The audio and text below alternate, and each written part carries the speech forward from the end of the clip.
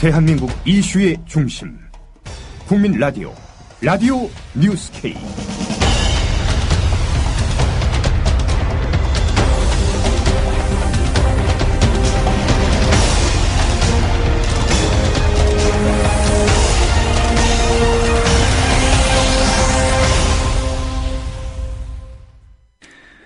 여러분 안녕하십니까? 5월 12일 월요일 라디오 뉴스 K의 아나운서 정승조입니다. 뉴욕타임즈의 세월호 참사와 관련한 박근혜 정부를 비판하는 광고가 게재됐습니다. 미국에 거주하는 한국 교민들은 현지 시각으로 어제자 뉴욕타임즈에 진실을 밝히라는 제목으로 박근혜 정부를 비판하는 전면 광고를 냈습니다. 이 광고에는 300명 이상이 여객선에 갇혀 있었지만 단 한 명도 구조되지 못했다면서 부제로 왜 한국인들은 박근혜 대통령에게 분노하는가라고 적었습니다. 이 광고는 또 한국 정부가 적절한 비상대응책을 취하는 데 실패했으며 관련 부처 간 협력도 이루어지지 않았다고 꼬집었습니다. 미국 해군과 민간 잠수 전문가들의 지원 의사마저 거절했다면서 이런 잘못된 구조 노력은 박근혜 정부의 지도력 부재와 무능 그리고 직무태만을 보여준다고 주장했습니다. 특히 이 광고는 정부의 주류 언론에 대한 검열로 세월호 참사와 관련한 박 대통령에 대한 비판 여론이 보도되지 않고 있으며 주류 언론들은 사실에 근거하지 않은 보도로 여론을 호도하며 정부를 대변하고 있다고 주장했습니다. 이어 이 광고는 여당에서 세월호 참사에 대한 잘못된 내용을 담은 소문을 퍼뜨리는 사람들을 벌금이나 체포할 수 있는 법안까지 추진하고 있다고 알렸습니다. 그러면서 이 광고는 한국이 권위주의 시대로 회귀하고 있다면서 한국인들은 민주주의가 퇴행하고 있는 데에 대해 분노한다고 적었습니다. 또 한국 정부는 언론 통제와 대중의 언론 자유를 억누르는 것을 즉각 중단해야 한다고 요구했습니다. 세월호 침몰사고 검경합동수사본부는 사고 현장에 도착한 해경이 깨진 창문으로 세월호 안을 들여다만 보고 구조활동에 나서지 않은 동영상 자료 등 증거를 확보했습니다. 합수부 관계자는 이 같은 자료를 바탕으로 해경이 진입해 구조했으면 전원이 생존할 수 있었을 것이라고 밝혔습니다. 합수부의 발표대로라면 해경이 승객을 구조할 시간이 충분했음에도 선내 구조를 실시하지 않았던 셈이 됩니다.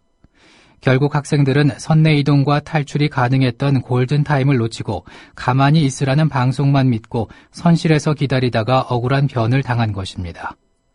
한편 SBS 라디오에 나온 표창원 전 경찰대 교수는 희생자 사망을 놓고 해경에게 형사적 책임을 물을 수 있다고 말했습니다. 들어보시겠습니다. 참 정말 어떻게 하면 좋습니까? 예.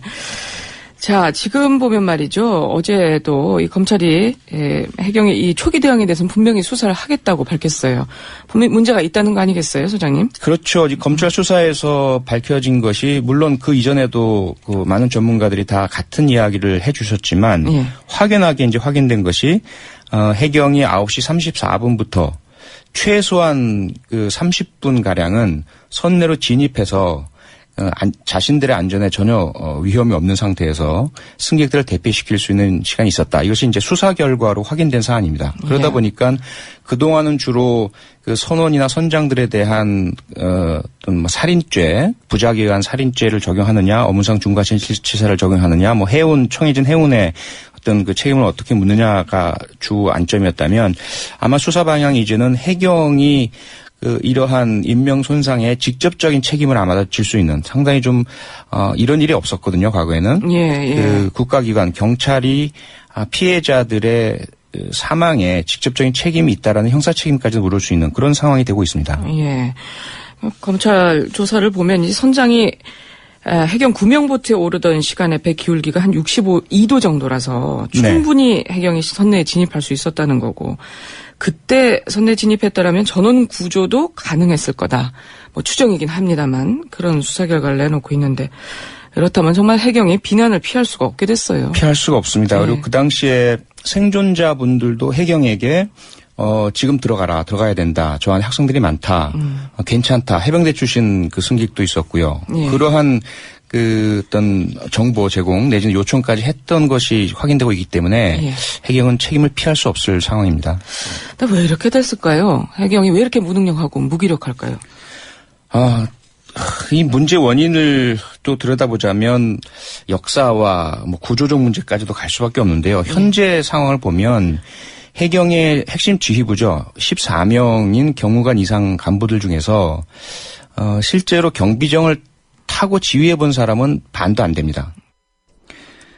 새누리당이 오늘 6사 지방선거 서울시장 후보를 선출합니다.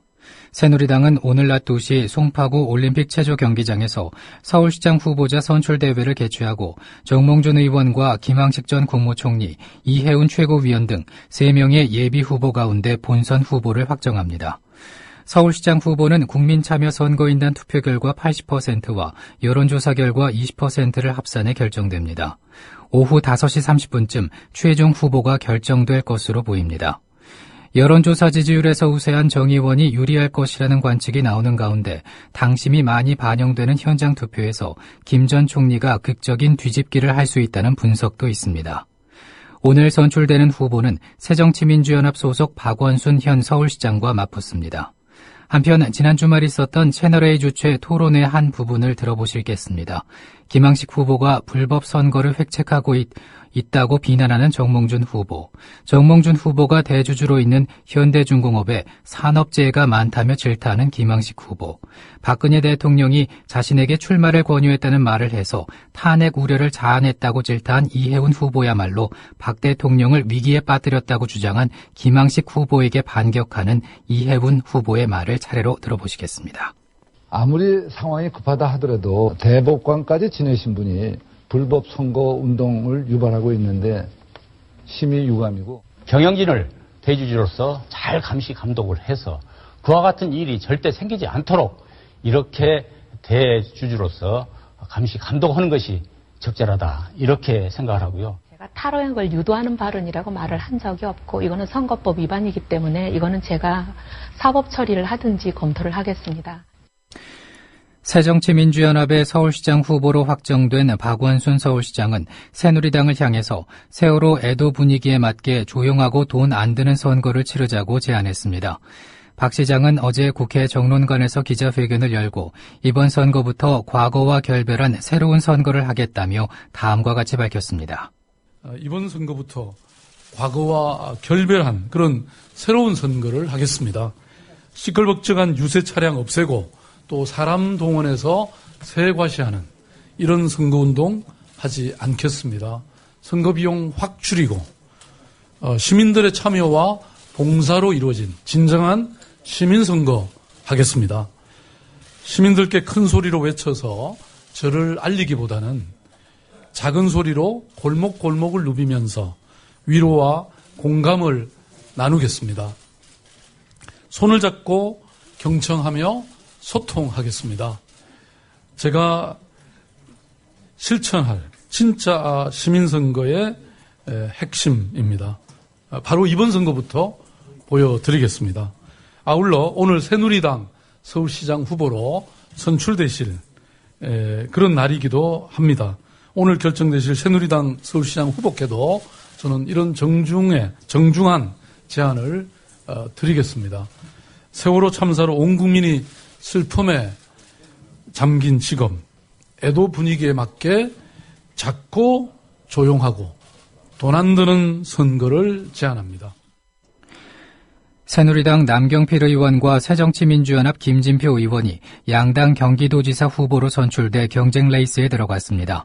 한편 남경필 의원은 오늘 오전 CBS 라디오에 나와서 아무래도 경험이 많다는 것이 거꾸로 얘기하면 관료 생활을 오래 했다는 것이고, 관료 중에서도 부총리 같은 중요한 직을 여러 번 했다는 것은 거꾸로 기존 질서를 깨고 새로운 방향으로 가기에는 좀 부족하다며, 그런 면에서 새로운 리더십을 내가 좀 더 갖고 있지 않나 자평해 본다고 말했습니다.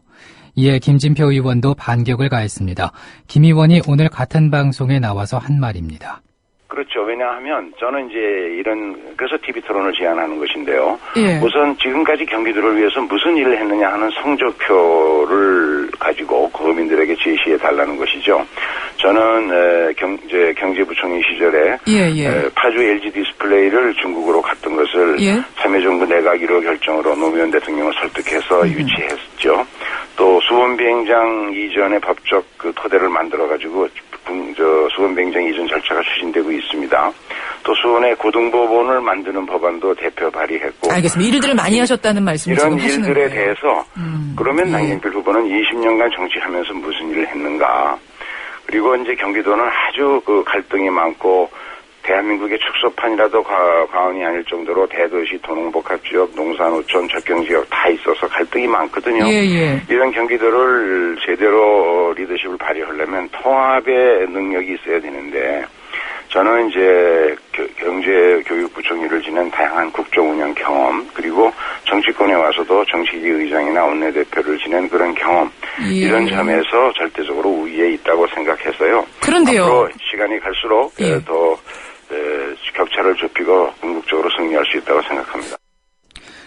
김영춘 새정치민주연합 부산시장 후보와 무소속 오고돈 전 해양수산부 장관 간의 계속된 야권 단일화와 신경전을 마무리하는 끝장 토론이 조만간 개최됩니다. 김영춘 후보는 오늘 오전 부산시의회 회의실에서 기자회견을 열고 오고돈 후보에게 단일화할지 여부를 결정할 부산 대기업과 기득권 타파를 위한 끝장 토론을 제안했습니다. 이에 대해 오고돈 후보 측은 김 후보의 기자회견 직후 논평을 통해서 끝장 토론 제안에 대해 환영 의사를 밝히며 두 후보가 빨리 만나 진정성을 확인하자는 데 뜻을 같이 했습니다. 새정치민주연합 안에서 지방선거 후보자 추천을 놓고 당 지도부를 비난하는 목소리가 커지고 있습니다. 전남 목포 출신 박지원 의원은 오늘 평화방송 인터뷰에서 호남이 봉이냐, 새정치민주연합 지도부가 하라고 하면 무조건 하는 사람들이냐 해서 호남 민심이 아주 나쁘다고 현지 분위기를 전했습니다. 들어보시겠습니다. 광주시장 등 전략공천에 대한 비판이 당 안팎에서 지금 거세지 않습니까? 당 지도부의 결정에 대한 어떤 호남 민심에 대해서 어떻게 느끼고 계시고 지도부가 이런 비판에 좀 어떻게 대응해야 된다고 보시는지요? 호남 민심은 호남이 봉이냐, 새정치민주연합 지도부가 하라고 하면 우리는 무조건 하는 사람들이냐 네. 해서 아주 나쁩니다. 네. 그렇지만은 이제 전략 공천을 했기 때문에 예. 이것을 무효화하기는 어렵지 않습니까? 네.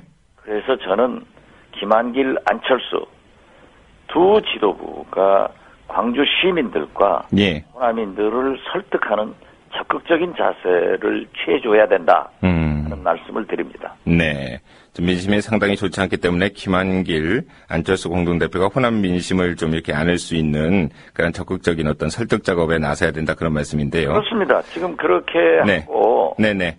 아무런 서울에 앉아서 이렇다 저렇다 얘기를 하는 것은 오히려 호남 사람들을 봉으로 생각해서 자존심을 상하게 하는 일이거든요. 네네. 왜냐하면은 경선하겠다라고 했다가 연휴 한밤중에 전략 공천으로 한다고 하면은 네네. 옳지 않은 일이에요. 예. 윤장현 후보를 위해서도 네. 두 대표가 적극적으로 광주 시민과 호남 분들을 좀 설득하는 그런 모습이 필요하다 이런 생각 같습니다.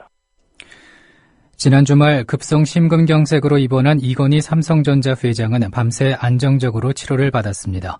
현재 병원 3층 중환자실에 이건희 삼성전자 회장이 입원 치료를 받고 있는 것으로 나타났습니다. 오늘은 전국이 대체로 흐리고 서쪽 지역부터 점차 맑아지겠습니다. 오늘 비를 끝으로 이번 주는 대체로 맑은 날이 많겠고 낮에는 따뜻하겠습니다. 서울의 지금 기온은 16.7도입니다. 라디오 뉴스케이를 마칩니다. 아나운서 정승조였습니다.